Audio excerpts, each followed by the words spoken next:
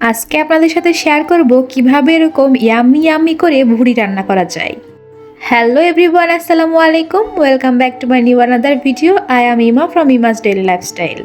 চলুন আজকে বেশি কথা না বলে রেসিপিটা আপনাদের সাথে শুরু করা যাক। প্রথমে আমি একটা প্যান গরম করে নিয়ে বেশ কিছুটা পরিমাণে সাদা তেল দিয়ে দিয়েছি। তারপর বেশ কিছু পরিমাণে পেঁয়াজ কুচি এবং আস্ত রসুন অ্যাড করেছি। সেগুলো একটু লালচে করে ভাজা হয়ে গেলে বেশ কয়েকটা দারচিনি এবং এলাচ ব্যবহার করেছি, সেগুলো খুব ভালো মতো ভেজে নিব। তারপর একটা ফ্লেভার বের হলে এখানে আগে থেকে কয়েকটা শুকনো মরিচ চিড়ে রেখেছিলাম, সেগুলো অ্যাড করেছি। তারপর দিয়েছিলাম রসুন বাটা, জিরা বাটা এবং সামান্য কিছুটা পানি, যেন মশলাগুলো লেগে না যায়। তারপর এখানে অ্যাড করেছিলাম আদা বাটা। এই রান্নাটাতে কিন্তু আদা বাটাটার পরিমাণ একটু বেশি দিলেই ভালো লাগে। তারপরে খুব সুন্দর মতো মশলাগুলো কষিয়ে নিচ্ছিলাম। এবার এখানে শুকনো মশলা অ্যাড করব, যেমন ধনিয়া গুঁড়া, হলুদ গুঁড়া এবং শুকনা মরিচের গুঁড়া। তারপর আবারও খুব ভালো মতো মশলাগুলোকে কষিয়ে নিতে হবে। মশলাগুলো যাতে প্রপারভাবে কষানো হয়, এই কারণে এখানে আমি বেশ কিছুটা পানি ব্যবহার করেছি। এই পানিটা শুকিয়ে আসার পরে যখন এরকম তেল বের হয়ে যাবে, তখন বুঝতে হবে যে আমার মশলাটা কষানো কিন্তু হয়ে গিয়েছে। তখন এখানে আগে থেকে জাল করে রাখা ভুড়ি অ্যাড করব।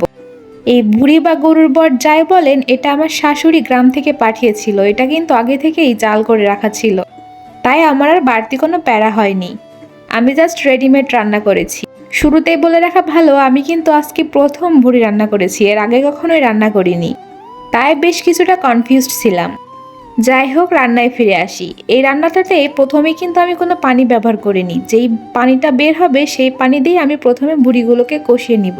কালারটা দেখুন চেঞ্জ হয়ে এসেছে এবং তেলটাও বের হয়ে এসেছে। তখন আমি এখানে আগে থেকে কেটে ধুয়ে রাখা আলু, যেটা আমি ভেজে রেখেছিলাম লবণ হলুদ দিয়ে, সেটাই অ্যাড করব। ভুড়িতে আলু না হলে কিন্তু আমার চলে না, কিন্তু এই দিন যে এত পরিমাণে বেশি হয়ে যাবে আলুর পরিমাণটা, আমি এটা বুঝতেই পারিনি। যাই হোক, এটাকে আপনারা একটু স্কিপ করবেন, যেহেতু প্রথম রান্না করছি, এই কারণে পরিমাণটা আমি ঠিক বুঝতে পারিনি। তারপর আবারও ওই আলুগুলোর সাথে বটগুলোকে খুব ভালো মতো মিশিয়ে নিব। এখানেও বেশ কিছুটা সময় নিয়ে আলুগুলোকে কষিয়ে নিতে হবে। আগে থেকে কিন্তু পানি ব্যবহার করিনি। যখন বুঝতে পেরেছিলাম কষানো হয়ে গিয়েছে, তখন আমি এখানে পানি ব্যবহার করেছি। এটা ছিল ঝোলের পানি। এই পানিটা শুকিয়ে আসলে আমার কিন্তু রান্নাটা শেষ হয়ে যাবে। আগে থেকেই খুব ভালো মতো বটগুলোকে জাল দেওয়া ছিল, এই কারণে আমার রান্না করতে বেশি টাইম লাগেনি।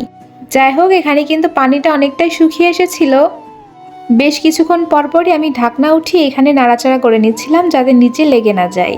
এই দেখুন, কালারটা দেখে বুঝতে পারবেন খেতে কেমন হয়েছিল। আমার রান্না কিন্তু প্রায় শেষ। লাস্ট এখানে আমি ভাজা গরম মশলা বেটে অ্যাড করেছিলাম, সেটা আর দেখানো হয়নি। এইভাবে বাসায় একটু ট্রাই করে দেখবেন, আশা করি ভালো লাগবে। যাই হোক, রান্নার সাথে সাথে ভিডিওটা এখানেই শেষ করলাম। ভিডিওটি কেমন লাগলো অবশ্যই জানাতে ভুলবেন না এবং লাইক, কমেন্ট, শেয়ার করে পাশে থাকবেন। আজকে এই পর্যন্তই, দেখা হবে নেক্সট ভিডিওতে। Thanks for watching.